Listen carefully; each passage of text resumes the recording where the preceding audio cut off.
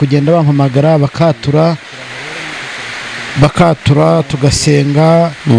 Byagenze neza rero, niyo mpamvu mubona ikirere cyacu gihehereye, niyo mpamvu mubona mbese ndakeka ari no ku isi yose. Yego hari ubukonje bwinshi, ariko ndizera ko abenshi imvura ari y'umugisha bari bayikeneye. Ubwo twari dukeneye imvura. Ibishyimbo ni byiza, ukebuke n'inyuma yawe urebe, dore ibishyimbo birasa neza rwose, umushogoro umeze neza cyane, umeze neza. Ni byiza rero ko abantu dukomeza kwihana kugira ngo Imana nayo ikomeze igire ite iduhe umugisha. Iyo mvura niyo mugisha rero. Abantu benshi bari bayitegereje, imyaka yari yumye, wageraga ku bantu ukumva barihebye. Ni iwacu za Rwamagana, kugira ngo none mbonereho gusuhuza abantu b'i Rwamagana. Imana irabakunda, si uko ari iwacu gusa, ariko abantu benshi Imana irabakunda. Ariko nzi neza ko ariho hantu hari hakomeye cyane, niriya mu Mutara no mu Bugesera. Ni henshi ko abantu bajya bahamagara ngo ati twabuze imvura. Turasenzera ngo ubane natwe kandi ubane n'abandi bose. Byose dusende twizeye ko ugiye kubikora mu izina rya Yesu Kristo. Amen. Urakoze cyane ku isengesho ryiza uduhaye. Uyu munsi njya nitegereza nkareba mu bakozi b'Imana cyangwa se abahanuzi, abantu bafite iri zina. Hari abarifite nk'abahanuzi, abarifite nk'abaprofete, abarifite nk'abavugabutumwa, abarifite nk'abapasitori. Ni amatitire menshi, hakaza n'andi mazina ndetse kandi asa n'aho ateye ipfunwe, burya nuko abantu batabizi. Aho ujya kumva umuntu ndi Kavuzanduru, ndi Igiharamagara, amazina nk'ayo ngayo akenshi abayasenga bakayiyitirira kugira ngo abantu bumve ko bakora umurimo ukaze kandi bakwiye ndetse gutinywa no kubahwa. Uyu munsi ubona ari impamvu ki basubira inyuma kandi akaba ari bo babindiri y'ibyaha? Bariyarega igihe cyose umuntu azihimba izina, akihimba izina rigaragaza ikibi. Ntekereza ko kavuza nazo ubwo wavuze nduru ukabusenga Imana, ngo ndi Kavuzanduru, ngo ndi Igiharamagara. Hari igihe usanga amagurupe, hari Ibiharamagara, noneho hakaza ni benshi, ariko noneho bakagira n'ahantu, tukagira n'ahantu akenshi dusengera usanga hafite amazina atandukanye. Hari nk'ahantu usanga hitwa mu rupfu, urumva, yenda mu Rusesamanza aho bifite icyo bisobanuye.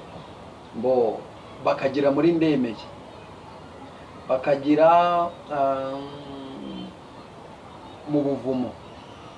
Mbese ugasanga ni amatitire menshi bisanzwe nta n'icyo atwaye pe, kuko ahenshi twagiye tuhasengera tukabona ikiganza cy'Imana, n'abenshi twagiye dusengana nabo tukabona ikiganza cy'Imana. Ahubwo ngiye icyo ngarukaho cyane niyo titire usanga hafite cyangwa uwo muntu afite, ariko mu by'ukuri tugakomeza kumubona mu bikorwa bibi amamaza. Sinzi uko buri wese aba abyumva, ariko amazina nkanjye nta nubwo mba numva, ntago nayiyita, nta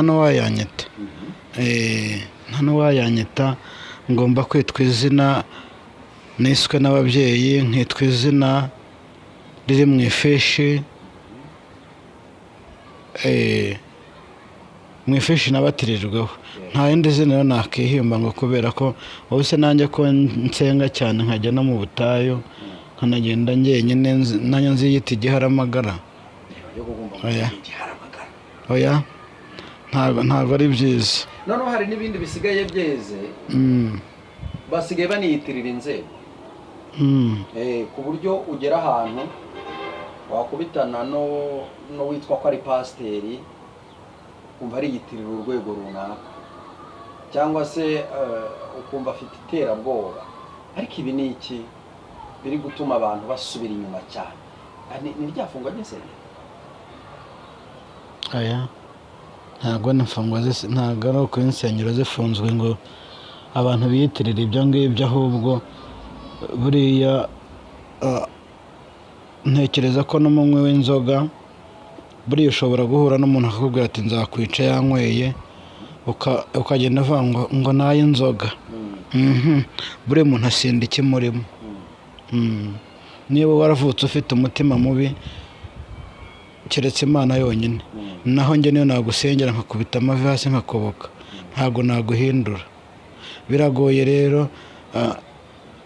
Ubundi hari ikintu bita ubwiyemezi cyangwa kugira ngo abantu wereke abantu ko kugira ngo bakwemere.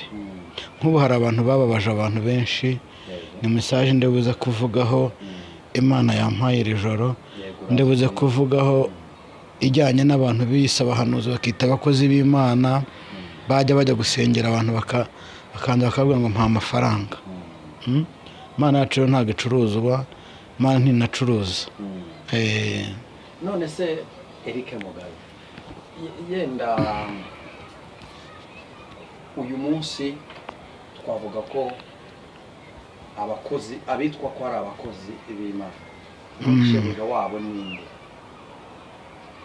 Shebuja wabo se umukoresha wabo? Umukoresha ni Satani. Satani si ukoresha ibibi. Ntabwo mvuze abakozi b'Imana bakora ibibi. Abakozi b'Imana muri rusange bakorera Imana, bavugira Imana. Shebuja wabo ninde? Yesu Kristo. Ni Yesu Kristo.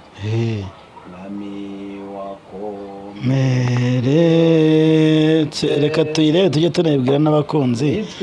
Ni 82 mu gushimisha. Wahemutyo mwami ushinyagurirwa, kera utaraza mw'isi ayiwe wari ufite ubwiza, dore uko bagushyize muri abo bambuzi. Kera utaraza mw'isi ayiwe wari ufite ubwiza, dore uko bagushyize muri abo bambuzi. Mpindukirira undebe mukiza w'ukuri, n'impano y'imbabazi njya nkubonera mu Yesu wanjye. Yesu warampfiriye, ayiwe n'ibyanjye wazize, umpa amahoro masa kuko nkwiringiye. Yesu wanjye, Yesu warampfiriye, ayiwe n'ibyanjye wazize, umpa amahoro masa kuko nkwiringiye, kandi imipfire yawe ayiwe niyo yankijije, intera kugushima mu kubaho kose. Imbabazi nizawe ayiwe mucunguzi wanjye, naho urupfu rwantera ntacyakunkuraho. Imbabazi nizawe ayiwe mucunguzi wanjye, naho urupfu rwantera ntacyakunkuramo no mu ipfa ryanjye Yesu ayiwe uzambe bugufi urupfu nirunsinda uzamara ubwoba kuko umubiri wanjye ayiwe uzabura uveho nyamara nzakubona mu maso mukiza kuko umubiri wanjye ayiwe uzabura uveho nyamara nzakubona mu maso mukiza mukiza wanjye mfite ayiwe ubwuzu nishimwe ngo ndebe inkovu zawe wagize ku bwanjye umpe kunesha ayiwe nk'uko wanesheje hahirwa uzapfa apfira muri wowe Yesu umpe kunesha rero ayiwe nk'uko wanesheje hahirwa uzapfa apfira muri wowe Yesu amina ngo umpe kunesha nk'uko wanesheje ngo hahirwa upfa apfiriye muri Yesu Imana tugire neza buriya ni byiza iyo uririmbye indirimbo ukanayisobanura ngo umpe kunesha nk'uko wanesheje ngo ariko hahirwa uzapfa apfira muri wowe ngo imbabazi ni izawe amen ngo imbabazi ni izawe mucunguzi ngo naho urupfu rwansinda uzamara ubwoba amen gatatu akavuga ngo kandi imipfire yawe niyo yankijije intera kugushima mu kubaho kose ngo imbabazi ni izawe amina haleluya ngo imbabazi ni izawe urumva ko imbabazi Imana igira imbabazi ngo imbabazi ni izawe Imana ishimwe cyane ngo mucunguzi wanjye naho urupfu rwantera nta cyakunkuramo amen mbese buriya tuba turi muri Yesu neza turimo Imana ishimwe cyane ariko wari bwaririmbe cyangwa ugasenga ukajya kumva mbese murafata nko ku gishura cya Yesu kumva wamwegereye Imana ishimwe cyane ngo naho urupfu rwantera nta cyakunkuramo Imana ishimwe cyane ariko kudakizwa ni bibi umuntu udakijijwe we arabahombye uzi urimo gusenga kumva ikibazo gikurimo ugiye kuyifata yawe nifurije abakunzi bacu bumva ubutumwa bwiza bw'Imana kuba muri Yesu ni umunyenga naho wasonza naho wagira ute kuba ariko kuba muri Yesu ni umunyenga kuba muri Yesu ni byiza nabifuriza kuba muri Yesu kuko nta handi byiza tuzabibonera keretse muri Yesu nta handi ibyiza tuzabibonera keretse muri Yesu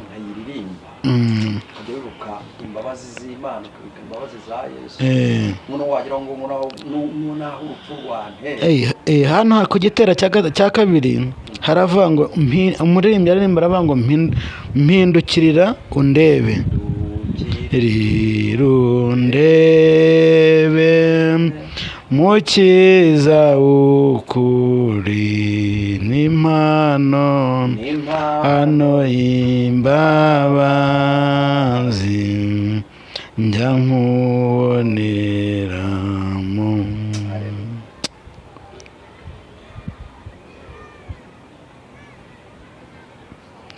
Mana ishimwe cyane ngo Yesu waramfiriye n'ibyanjye wazize, umpa amahoro masa kuko nkwiringira. Mana ishimwe cyane. Hari igihe ndirimba indirimbo nkumvijemo mesaje, ariko umuririmbyi aririmbye neza. Ku gitera cya mbere ngo mwami wakomeretse, Mana yacu ntiyakomeretse se, kandi n'ubu turacyayikomeretse, n'ubu turacyayikomeretsa. Aho ujya kumva ukumva umuntu arakubwiye ati umukozi w'Imana arampamagara akambwira kugira ngo ansengere nkire, ni ukugira ngo arabanza akambwira ati ni ukugira ukabanza ukampa amafaranga. Kandi ubu gihe hari abantu nagiye nsengera, niyo nza kubabwira nti ngaho nimutore ituro ry'ishimwe, ni benshi. Harari barabuze urubyaro, hatari kwinakure na hano zabwira mvura hano ni cyane Kigali, zabwira mvura hano. Umudamu wari umaze imyaka 5 wari warabuze urubyaro, ariko twahore mu cyumba cy'amasengesho ndamusengera, ubu aratwitera hafi kubyara. Ni benshi. Mana ni igitangaza.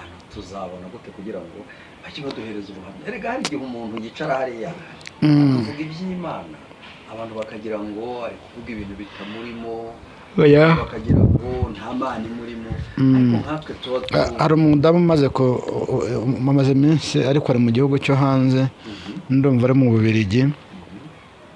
Yarampamagaye arambwira ati mugane atura n'abatakwemera izabemeza. Nise kubera iki? Ati ni ukuri waransengeye narakize. Ati narakize, ati ndetse hari n'ibindi byinshi ntiriwe ndondora, ati ariko byagenze neza. Ati rero n'abatakwemera Imana izabemeza.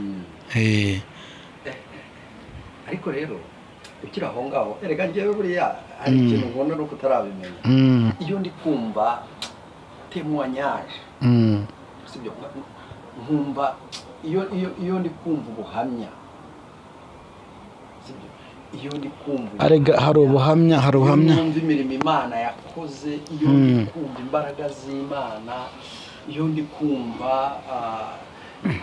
uburyo Imana iri kugenda irushijeho kuruhura abantu bayo, mba numva iyo ari inkuru iryoshye. Arega Pasika, abantu benshi barababaye cyane, barababazwa, kandi ahanini babazwa n'abita abakozi b'Imana. Ariko abantu bari bakwiye gusobanuka, bagasobanuka, bagasenga Imana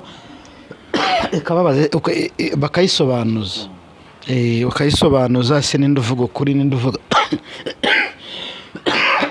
ese ninde koko kuvuga ukuri, n'indi Mana iba yatumye. Nta handi rero muzababonera ab'Imana yatumye n'ibimenyetso. Urumva n'ibimenyetso kizakubwira umuhanuzi n'uzavuga ikintu kikaba, uwo niwe uzaba watumwe n'Imana. Uwo niwe uba watumwe n'Imana. Ariko hari ikindi kintu ndi kubona muri iyi minsi, urabona ko abantu bose basa n'abatuje, nibo bajya gukunda kuvuga ngo akariro gakeya na feri. Urabona ko abantu uburyo bashamadukiraga ibintu byo gusenga bagenje gake, n'ubu barushaho gutekereza. Ese ntubona ko aya madini amenshi yaratuyobyaga cyane? Aba bahanuzi benshi baratuyobyaga. Uzi ubu ngubu ushyira umuntu hariya kuri kamera, cyangwa se ugakorana n'umuntu ivuga butumwa, ako kanya ugiye kuguma abantu bari kukubwira ngo runaka ngo runaka ngo, kandi mbere ntibabibonaga rwose. Abantu barakangutse aho muri icyo gihe, noneho ariko gusenga kandi no gusenga n'abakozi b'Imana. Ora rero sinkakubwira ngo hari ikintu muri gihe cyahindutse uko wowe tumaranye igihe urabizi kuva mu kwezi kwa gatandatu gushyika iki gihe urabizi ko nza kuri kamera naje ari Imana intumye ngira ngo narabikubwiye nkubwira ko nje mu buryo bw'uko Imana yababaye kubera abahanuzi babeshya abantu bayo. Numva icyo gihe twaranasomye muri Yeremiya ibice 31 20 kangahe ntabwo nibuka havuga ngo abo bahanuzi sijye wabatumye ngo ariko barihuse ngiyaba barahagaze mu nama zanjye. Reka tuharebe tubasome mu izina rya Yesu turebere ireba Yeremiya niba ari ibice 31 harebe urumva impamvu ro nta yindi impamvu nagira nkubwira ko ahanini naka kanyamuneza mufite ngira ngo urabizi ko namaze amezi angahe no kumwenyura ngo nseke bidashoboka Imana impa message zikakaye gusa ntago burana nishimye ariko n'ubu no kubona ndimo nshya ngenda nshya ku mutima ndakeye no ku mubiri ndakeye kubera ko hari ibintu Imana yantumye navuze kandi byasohoye so kuvuga ngo byaharabu byasohoreye mu maso yabo ariko hari ibyo giye mbona umwuka yambwa ati narabisohoye byarasohotse ibi byavuyeho warabisengeye mwana wanjye wagize neza. Niyo mpamvu rero ubona abahanuzi abenshi babeshyera Imana bacitse intege nabya ndi mwita ngo na amaviyuzi ngo murinjiza ku macano yabo barinjiza ndagira nkubwiza ukuri ubu hari ntuze nyinshi amacano menshi atakibona ntuza ni monetize views kubera ko hari abajyagaho bakabeshyera Imana abo rero Imana yabashyize hanze. Niyo mpamvu uzajya utegereza umuhanuzi ngo azagaruka kuri YouTube ugategereza ugaheba. Ejo bundi twabonye umuhanuzi mu minsi yashize w'umugore abantu mwaramonye kuri social media araza hanura urupfu ku mugabo witwa Tisiye anashyiraho n'igihe agomba gupfira aravuga ngo ntazarenza ukwezi kwa 9 arega nkubwire none urumva Tisiye yarari mu byuma ariko ubu tuvugana Tisiye yarakize. Icyo nshaka kukubwira ni iki n'abanyarwanda badukurikiye bajye batega amatwi basobanukirwe kuba usengana na Mugabe ntago uzi ikindimo kuba usengana na Pascal ntago uzi ikimurimo niba usengana na Venansia na Mukamana hari n'abitwa ngo ni ba Nyirakamana na ba Vestina n'abandi ndagira ngo nkubwire ngo senga Imana umusobanuzi Imana utese Vestina turiho dusengana ese Pascal turiho dusengana cyangwa Pascal ukazuse Mugabe turimo dusengana ni mu ntoki kandi birushaho kuba byiza birushaho kuko impamvu abantu banabigenze gutya kenshi usiga usanga ahubwo birirwa mu iperereza ry'umubiri. Icyo nshaka kukubwira ndagira ngo inshuti zacu zidukurikira zikunda kumva ubutumwa bwiza Imana itunyuzamo tukayabwira badukurikira abantu basobanukirwe cyane abanyarwanda mube maso musobanukirwe. Hari yerekwa nigeze mbona ariko ntabwo ryari ngombwa kurivuga icyo gihe reka rukore mu ndivugi ndagira ngo mbabwire ko umudiyakoni yakuroga n'umushyitsi wagusuye aje ngo musenge yakuroga. Utazabona rero umuntu asengera muri church arajaze kuri YouTube Pascal ndashaka kuvuga Imana yantumye ntawe uzavanga ni Satani yamutumye. Nta n'umuntu wigeze usenga urusengero kuri iyi si ngo avuge ngo ngewe nshinze urusengero mpagarariye Satani nje kumuvugira. Hari wabonye n'ababigerageje bamwimye kibanza ariko icyo ngira ngo nkubwire ni iki ngiki nuko uje wese azavuga Imana akaza kuri cana akavuga ngo Pascal danze bikunze uko kwezi kwa 11 ntago ari burangira adapfuye ahubwo menye ko nakugera gutyo baratugenza bakaturoga. Uzi ko umuntu avuga ngo runaka agiye gupfa hari n'abagiye kumusa agiye kuvanga Mugabe agiye gupfa ngo agera buri gihe gito Imana yabinyeretse arimo agenda nateze yashishikaye ageze mu nzira akora impanuka Imana irabinyereka aragaruka urumva. Aba rero nibo bagenda atanagezeyo abo nibo bagenda bagera hirya bakagaruka akaza kuzaniye uburozi. Noneho hari ndagira ngo mbwira abantu cyane n'abantu munywa inzoga n'abantu mukunda inzoga n'abantu mujya mu bubari mube maso. Ushobora kuba dukurikira udakijijwe ariko ukumva n'ubwo butumwa nawe burakureba.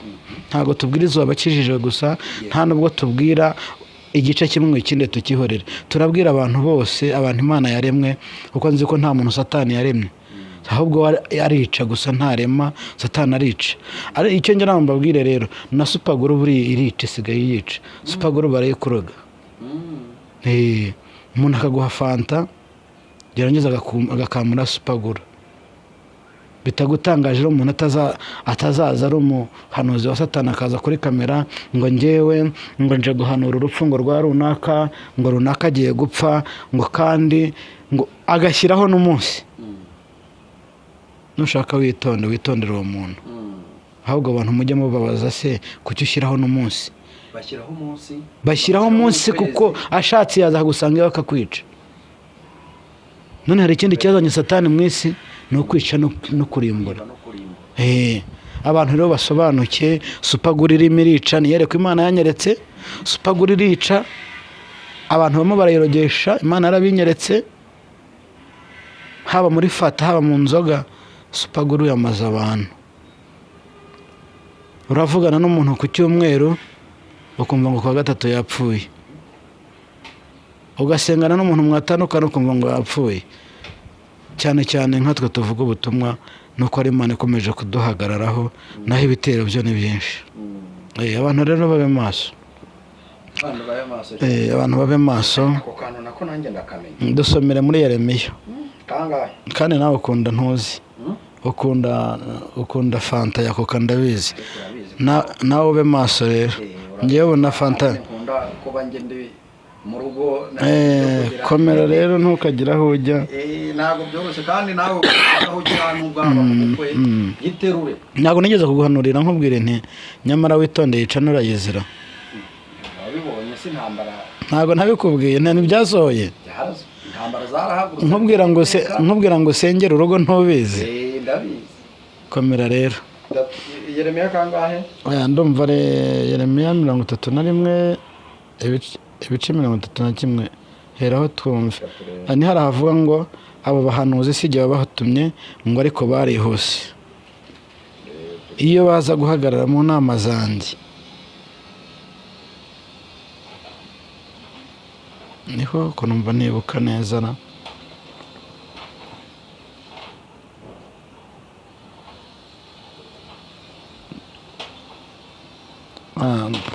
abantu rero babe maso. Abantu babe maso kuko ntago byoroshye.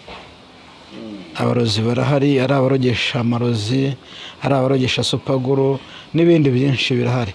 Abakunzi bacu rero cyangwa abadukurikirana, nagira ngo niyo ni message tuba dukwiriye kumva kandi tukumvira. Buriya ngo kumva kuruta ibitambo harya. Kumvira. Abantu rero babe maso kugira ngo bakanguke. Ntago abatubwira ko badukunda bose ariko dukunzwe, ntabwo ariko baba badukunze. Kandi bazaza nyine bitwikira ayo magambo nk'uko wari umaze kutubwira ijambo, ariko Uwiteka si uzaba wabatumye. Ntabwo ari uzaba wabatumye. Ni byiza ko n'abantu banasenga. Wahabonye? Ni byiza ko n'abantu banasenga bagasobanukirwa, bakamenya bari kuza kubasengera abaribo, bari kuza mu ngo zabo. Kuko dukunda kwizera, abarokore dukunda kwizera. Buriya umurokore wa nyawe uzi ko ashobora kujya ahantu bari gukora ibikorwa runaka, we akavuga ati ngenda bikora ntimunyishyure, ariko akabikora kubera ko ni umurokore, afite igikorwa cy'urukundo, afite urukundo muri we, akabikora. Ariko se uri kubikorera ninde? Wagakwiye kubanza gusenga ugasobanuza. None wandi sinzi ni Dawidi yaravuze si umwanzi wantutse, si n'umuturanyi wanjye, ngo ahubwo niwe twagendanaga, ntacyo naguhishe nicyo nzize. Buriya rero mu by'ukuri tujye twitonda cyane cyane, tukabasha kwizera kurenze urugero, nibwo tuzabasha no gukora uyu murimo Data yaduhamagariye. Kandi nk'uko iyo message itambutse, ndagira ngo abenshi murayumvise, mwumvise neza ko ari ukwitonda, tukaba amaso, ariko cyane cyane muri bene Data. Ntabwo byoroshye, ntabwo byoroshye. Abantu babe maso, abantu babe maso cyane. dusomere ni Yeremiya bice 23 umurongo wa 21. yego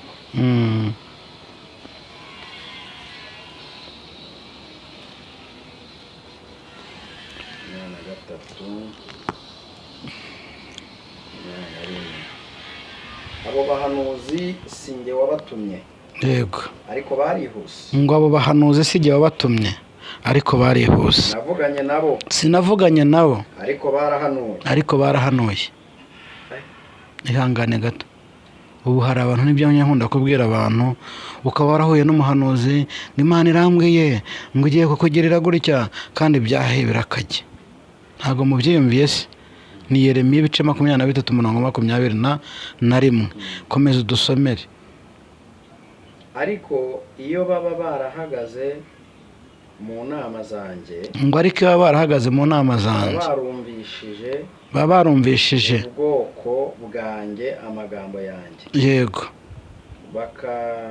bakabayobora ngo bave mu nzira yabo mbi no mu migenzereze yabo ihute ugere kuri 30. Uwiteka arabaza ati mbese Uwiteka arabaza ati mbese ndi Imana ya hafi gusa ntari Imana ya hose na kure hari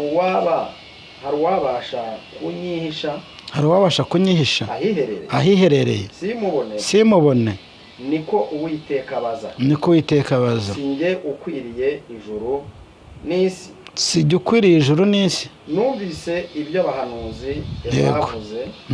abahanuzi bavuze bahanurira ibinyoma mu izina ryanjye yego ngo neretswe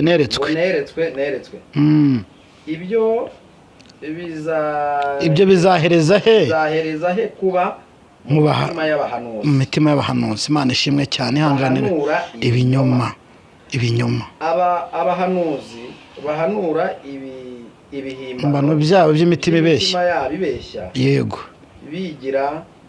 bigira inama yo kumpuza abantu banjye. Ubu hari abantu bavuye kuwiteka, hari abantu baretse kumva ijambo ry'Imana bakavuga ati n'ubundi abo bahanuzi turiho tubona ni nk'aba bari twahuye nabo barabeshya. Baragiye abahanuzi bahuza abantu b'Imana, bahuza Imana yabo bayivaho. Abantu barababaye, hari abantu bababaye, hari abantu babeshywe, hari abantu bacurujwe ngo n'Imana yavuze kandi atari Imana yavuze. Komeza. Izina ryanjye barotorera umuntu wese mugenzi we ibyo yarose byeretswe mu nzozi nk'uko basekuruza babo bahugijwe izina ryanjye Nabali izina ryanjye Nabali. Umuhanuzi ufite icyo yarose ntakirotore kandi n'ufite ijambo ryanjye harivugiye by'ukuri ibinyakuri. Umurama uhuriye he n'ingano niko Uwiteka abaza. Yego. Kandi Uwiteka arabaza ati mbese ijambo ryanjye ntirimeze nk'umuriro cyangwa nk'inyundo imenagura urutare. 30. Yego. Aho rero icyo gituma hagurukiye amina yego bibana amagambo yanjye. Umuntu we ihangane gato, reka dusubire inyuma. 30 ngo nicyo gituma mpagurukiye abahanuzi bibana amagambo yanjye. Imana ishimwe cyane. Amen. Umuntu wese yego yiba mugenzi we niko Uwiteka avuga. Dore mpagurukiye abahanuzi bahimbisha indimi zabo bati yaravuze. Dore mpagurukiye abahanuzi bahanura iby'inzozi n'iby'ibinyoma uko Uwiteka avuga bakabyamamaza kandi bakayobesha ubwoko bwanjye ibyo binyoma byabo no kwirarira si byo twaza tuvuga se no kwirarira kwabo kubusa nyamara sinabatumye sinabategetse kandi ntacyo bamariye ubwoko bwanjye bwose niko Uwiteka avuga. nicyo mbabwira abantu rero. Yeremiya ibice 23 muhasome ibice 23 umurongo wa mbere muhasome mwumve icyo Imana ivuga ku bahanuzi. Ubaho uri usazanya amasezerano ngo uri umukobwa none ugejeje imyaka 40 kandi baguhanuriye ko mu myaka 28 uzaba wubatse nagejeje imyaka 40 umusore araza akagenda ntuzi kimujyanye. Bakubwiye imodoka, bakubwiye inzu, nawe uraho urategereje. Ariko ntibamubwiye kwihana, ntibamubwiye gusenga. Ziko umuntu aguhanura akubwira ngo yewe igihe ayo wasenze arahagije, ngo genda wicarire, ngo ibyo wavuze Imana arabyumvishije, ngo guhera mu kwa 9 uzageza mu kwa 2 ufite iwawe utuye i Kigali, ufite imodoka, ufite iki. Ariko kuki mubwira abantu ibyiza mwababwiye ibibi byabo bakabireka? Murashaka ibyiza Imana itanga, nyamara ntimurashaka ubitanga. Mbere yo gushaka ibintu mujye mubanza mushake ubitanga. Imana itugirire neza. Mbere yo kubeshya umuntu w'Imana ukamuhuza Imana akumva ko Imana ari inyabinyoma, banza ugaragura ururimi rwawe. Kangahe harya? 7. Hanyuma urugaragure wumve ko ibyo ugiye kuvuga ubihagazeho. Harimo n'abiyemera, harimo n'abihimbaza, ari byo Bibiliya yahoze ivuga. Babihimbaza sinzi abonye ngo ngo nibo bahanuye ko ngo bampora icyo agiye gutaha, ngo nibo babihanuye, bajya kuri social media, mbese baritaka bigira bate rwose, ngo bagirana nimero ye. Ngaho nibakomeze nibashishikare, mukomeze mushishikare. Ntago dukwiye kwirata ibyiza byabaye cyangwa ibibi ngo twahanuye.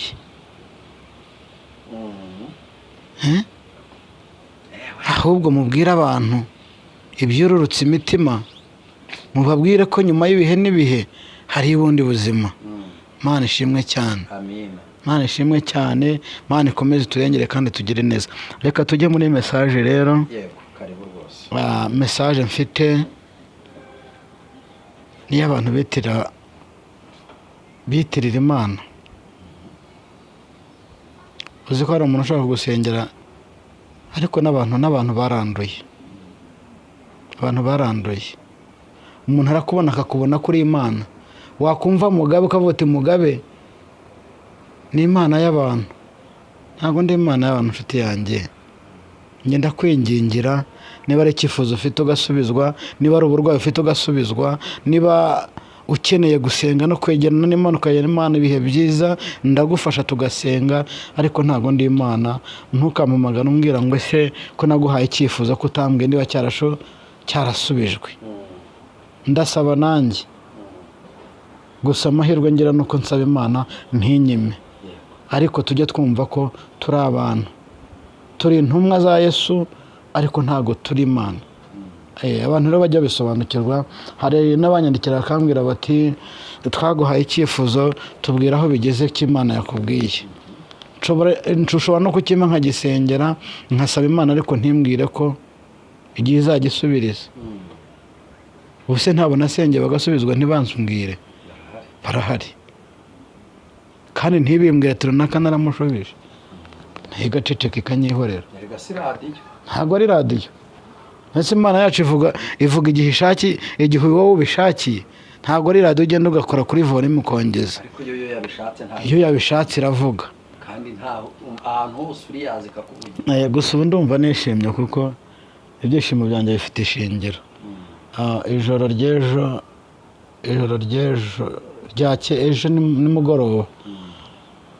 nimugoroba Imana yambwiye ngo mbwire abantu, hari abantu ngira ngo message zimwe bagiye bazibona nibadukurikira bazatubwira. Imana yambwiye ngo mbwire abantu ko igiye kubagirira neza. Message naziboherereje, witagezeho ntago wari urimo, ariko message yagezeho bazibonye. Mutegereze mwihangane, icyo nzi cy'Imana ikora nk'Imana kandi ihemba neza ntiyambura. N'umuririmbyi yararirimbye ngo ayiwe ngo ihemba neza ntiyambura, Imana yacu ihemba neza ntiyambura. Haleluya. Mutegereze rero mwihanganye, ndabasengera kandi mujye muhumura n'ukuri, ariko ntimukambwire ngo tubwire uko Imana yakubwiye. Ntabwo byose ariko Imana ibikubwira.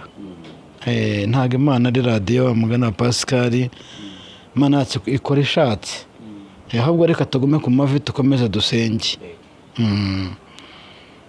Message rero none nkiri muri message ntago nari ntandukiriye cyane, ariko icyo ngira ngo mbwire bari abahanuzi bibana imitima ibeshya, bari abahanuzi bavanga Imana yavuze kandi itavuze, bari abahanuzi bahugije abantu Imana, barabasengeye babaka amaturo, ugasanga umuntu ararwaye aribabariye, wajya kumva umuntu aramubwira ngo urampaye ngaya kugira ngo nkusengere, ngo urampaye kugira ngo nkusengere. Nimvira icyo kintu. Umuntu Imana yatumye ntago ari uko nguko bigenda. Imana iragutuma, yamara kugutuma ukamusengera, yiwe yaba yumva afite umutima w'uko nawe wagize iryo shyaka ryo kumusengera, wafashe uwo mwanya wo kumusengera. Ngiye hari abantu nyamfatira n'iminsi yo gusenga barahari, muzanabona no mu makomantere, kabwira umuntu ngiye kugufatira amasengesho y'iminsi 3 nkayimukorera. Barahari. Niko yakunze ko ari umurwayi, ko ntamubwira ngo se mvuye muri ayo masengesho mpudufaranga. Njye ubu niyo nabuze umuriro hano mu rugo nyangira igihe nkawubura, ariko ubushize narawubuze hari uwawunguriye. Nubwo ari hanini ari gucana amatara iminsi 2 ukabushizemo, ariko hari uwawunguriye. Nshobora kubibwira umuntu wanjye wa hafi nkabwira nti nagize ikibazo cy'umuriro. Bijya bibaho.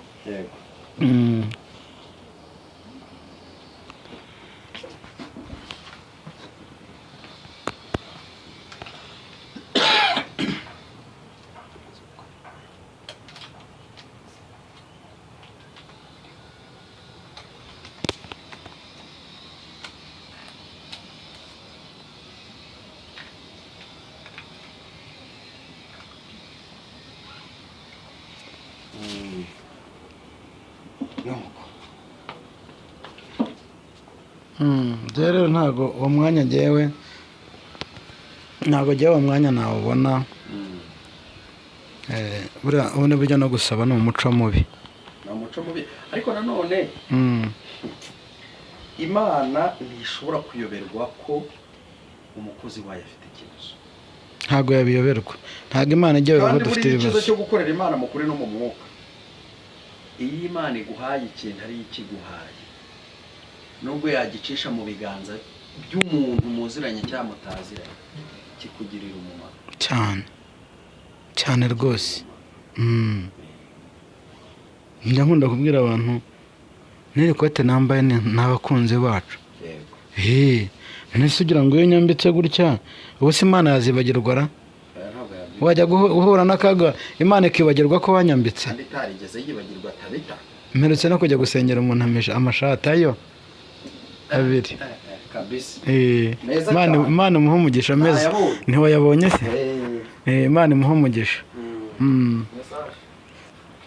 Message rero ni yuko abantu biyita abakozi b'Imana, bise abahanuzi b'Imana, kandi atari bo bariho bakomeje kubeshyera Imana, bayibeshyera kandi atariyo yavuze, bagakomeza babeshya abantu ngo barabasengera ko baha amafaranga. Mubihorere abantu, mubihorere, bariho barababeshya, bikomeza kubeshyera Imana yacu. Abantu mube maso, mumenye ubwenge, kandi mukomere. Ntabwo ari uko nguko bimeze, ntabwo Imana yacu icuruzwa, ntabwo ijambo ry'Imana ricuruzwa, ntabwo gusengera umuntu bisaba amafaranga, ntabwo bisaba amafaranga. Umuntu nakubwira ati ngiye kugusengera, azagusengera ariko atavuze ngo mpiki by'Imana nta kiguzi kibamo. Keretse wowe niwumva umutima wawe uvuze uti koko uyu muntu ni umukozi w'Imana, reka mufashe, uzamufashe. Ariko umuntu nakubwira ngo mpa amafaranga, uzamubwira ko ntayo ufite, cyangwa umubwira uti Imana yacu ntabwo igurisha amasengesho. Abajya bababwira, mujye mutinyuka munabibabwire. Ndumva uriya mesaje ari izo ngizo. Murakoze cyane, tuganira ibintu byinshi kandi byiza byubaka umurimo w'Imana. reka nkubwire yuko Imana imbwira ibyo bintu, yarambwiye ngo nguhaye ubwenge atawashoboye kubwiga isi yose nzima. Icyo ni kimwe. Icya kabiri irambwira ngo uwuzakuburanya wese uzamutsinda. Icyo ni